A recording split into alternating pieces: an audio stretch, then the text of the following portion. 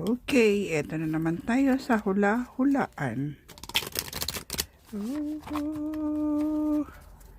Hula-hulaan. Hula-hulaan. Tatatatatat.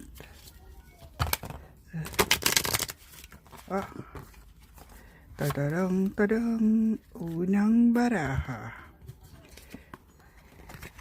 Kung ang iyong katanungan, ang sagot ay oo, trust your intuition. Paniwalaan mo yung iyong plano o kutob.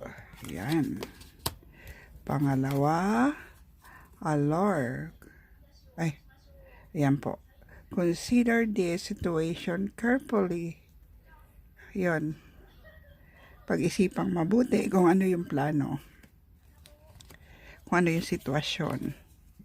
Pangalawa, acceleration.